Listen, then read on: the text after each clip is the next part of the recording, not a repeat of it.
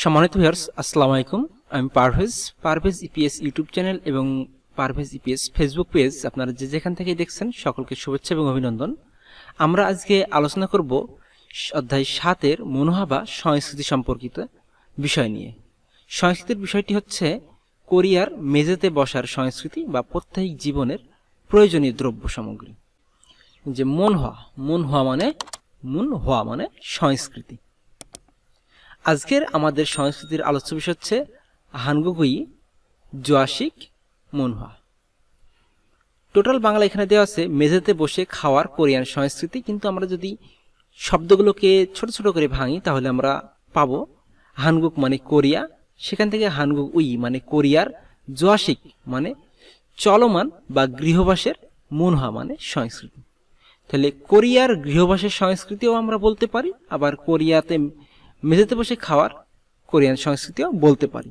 তবে আমার মনে হয় যে আপনি যদি শব্দগুলোকে ভেঙে ভেঙে পড়ে ওয়ার্ডগুলো মনে রাখেন তাহলে সেটাই আমার জন্য বেস্ট মনে হচ্ছে।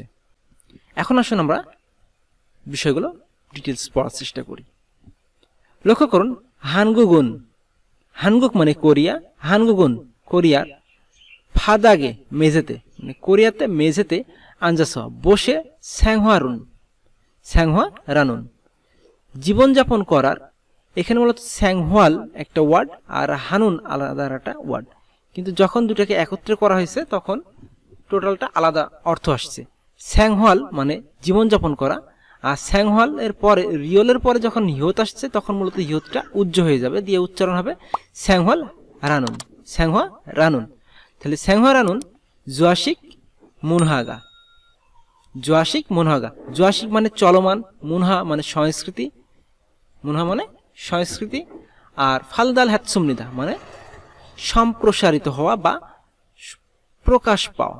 তাহলে হানগুগুন ফাদাগে আঞ্জস স্যাংহোয়াল হানুন জোয়াশিক মুনহাগা ফালদাল হ্যাতসুমনিদা মানে কোরিয়ানদের মেঝেতে বসবাস করার একটি সংস্কৃতি গড়ে উঠেছে, এখানে সেটা লেখা আছে।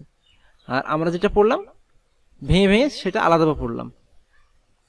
তাহলে আমরা যেভাবে পারি আমাদেরকে মূলত কোরিয়ান যে ওয়ার্ডগুলো রয়েছে সেই ওয়ার্ডগুলোর অর্থ ভেঙে লাইনটাকে সম্পূর্ণ করার চেষ্টা করতে হবে বা পুরো মিনিংটা বোঝার চেষ্টা করতে হবে। হানগুগুন কোরিয়াতে ফাদাকে মেঝেতে আঞ্জাস বসে, স্যাংহোয়াল হানুন জীবনযাপন করা, জোয়াশিক মানে গৃহবাসের বা চলমান, মুনহাগা সংস্কৃতির ফালদাল হ্যাতসুমনিদা সম্প্রসার ঘটেছে বা সুপ্রসারিত হচ্ছে। খুরেস মানে তাই। হানগুক কোরিয়ান সারাম দরুন, এই যে সারাম মানে মানুষ, যখন এর সাথে দুল যুক্ত হবে তখন এটা এক বচন থেকে বহু বচন হয়ে যাবে। তাহলে মানুষেরা থেববন সাধারণত জিবেস বাড়িতে, সিনবারুল জুতা ফদগ খুলে, স্যাংহোয়াল হামনিদা জীবনযাপন করে বা প্রবেশ করে। বাংলা অর্থ বাংলা অর্থ যেটা মিলাতে চাই তাহলে এখানে জুতা খুলে প্রবেশ করে সেটা আসতেছে, কিন্তু স্যাংহোয়াল হানুন মানে কিন্তু স্যাংহোয়াল হামনিদা মানে কিন্তু হচ্ছে জীবনযাপন করা। তাহলে জুতা খুলে জীবনযাপন করে, আমরা এটাও বলতে পারি বা বলতে পারি, কোনো সমস্যা হবে না। তাহলে আমরা লাইনটা আরেকবার পড়ি যে খুরেস তাই হানগুক কোরিয়ান সারাম দরুন মানুষেরা থ্যাববন সাধারণত জিবেস বাড়িতে, সিনবারুল ফদগ জুতা খুলে, স্যাংহোয়াল হামনিদা প্রবেশ করে বা জীবনযাপন করে। আমরা এখানে পড়লাম সিনবারুল ফদগ মানে জুতা খোলা। তাহলে আপনাকে এখন এখান থেকে মিনিং আরেকটা করতে হবে যে জুতা খোলা যদি সিনবারুল ফদগ হয় তাহলে জুতা পরা কি হবে? তাহলে আমরা মূলত বলতে পারি যে সিনগো মানে জুতা পরা। খুরিগো এবং সিনবারুল জুতা ফদগ খুলে, থোরাগাসো প্রবেশ করা, সিকসারুল হানুন খাবার খাওয়ার, সিকতাংদো রেস্টুরেন্টও ইৎসমনিদা আছে। তাহলে খুরিগো মানে এবং, সিনবাল মানে জুতা, ফদগো মানে খোলা, থোরাগাদা আমরা পড়েছিলাম যে থোরাগাদা মানে হচ্ছে প্রবেশ করা, সেখান থেকে থোরাগাসা প্রবেশ করার, শিক্ষা মানে খাবার, হানুন মানে করার। এখানে মূলত শিক্ষা রুল হানুন এখানে একত্রে হবে যে খাবার খাওয়ার, সিকতাংদো রেস্টুরেন্টও ইৎসমনিদা আছে।